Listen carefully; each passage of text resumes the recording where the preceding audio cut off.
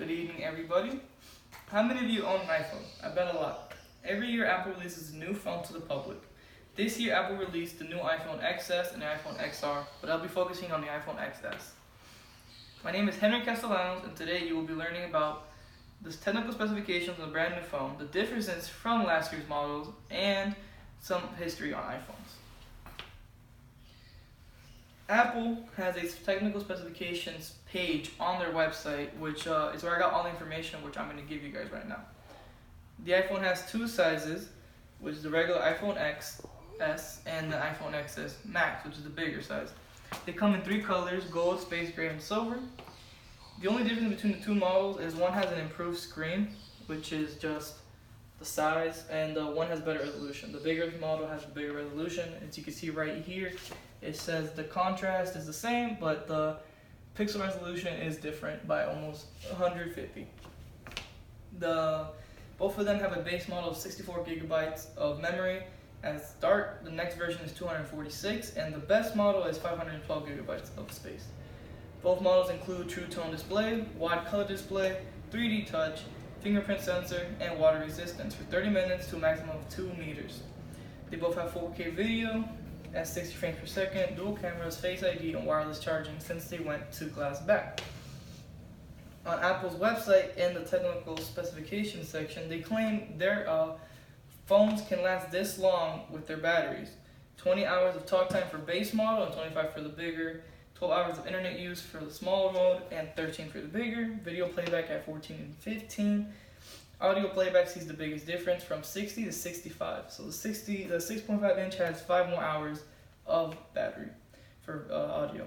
Both models give 50% battery back from 30 minutes of charging, and the 5.8 model has 30 more minutes of battery than last year's model, and the bigger model is an hour and 30 minutes more battery from the last year's model. So some of the coolest features on this phone is you get the newest display. The cameras are capable of 4K. They have dual cameras, again, from last year's model. It's the most powerful iPhone to date. It's got the longest battery life. In the video I am about to show you, it's a respected YouTuber that reviews Apple products. His name is Everything Apple Pro, and his video shows scores on the iPhone GPU and CPU, which shows how strong they are. Let me just get the video real quick.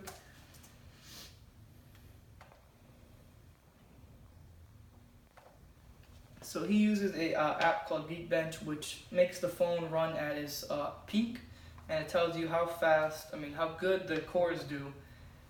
So on the right is the iPhone X, and on the left, right here, is the new model. So that's the score for the single core, which is one core in the phone, and the multi-core is all the cores. So single core is not much of a difference, it's by 500, and then for all the cores combined, it's 1,000 difference. The next thing, which is how good the phone performs overall, how strong it is. Let me just skip to it right there. It's a big difference. It's about like 140,000. So here are the independent scores. So the CPU and the GPU are the only things that matter. The other two don't. So the difference between the CPU on both is about 300, and for the GPU, it has a big upgrade, about 70,000, not 700. And for the top, it's 30,000, not 300,000. That's all that matters. Everything else doesn't.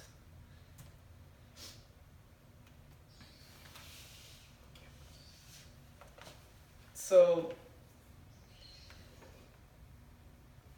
now, some interesting facts about the iPhone. The iPhones are released yearly around September, and Apple, on Apple's website, on a document they released called A Message to Our Customers, they covered the backlash they got last year because people started noticing their phones were going down in speed every time a new one came out.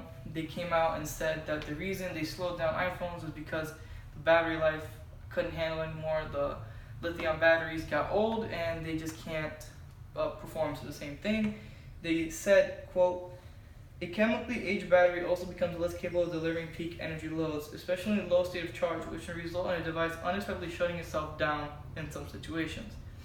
In result to this, they changed the price for a new battery from $79 to $29.99. The iPhone 8 was the first iPhone with wireless charging due to the glass back. The iPhone 5S has a Touch ID, was the first with a Touch ID sensor. The iPhone X was the first all-screen display. It's the same thing as the iPhone XR and XS. It took the motivation of that, and it looked the same. The home button has been changed twice. It was a physical button for the iPhone 6, which is this right here. And you can hear it clicks. That's an actual button. And then for the newer phones now, which is the iPhones like 7 to 8, it's an actual sensor. It doesn't click, it's the sensor in it.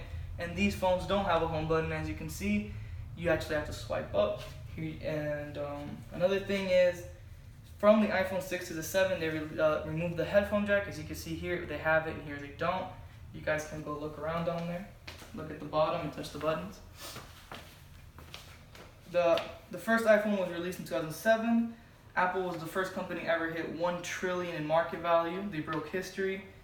And the iPhone X, which is the one before this that they removed from their company because they wanted to release this one, was the first one with dual cameras on the back that looked like that.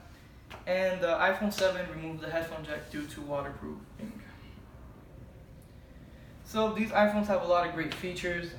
The price for the smaller value right here is $9.99, and for the bigger one it's $10.99. The company has a lot of success, and they just recently broke historic numbers, as I said. And the iPhone's gone a long way to get to where it is today. Thank you for your time, and have a great day, guys.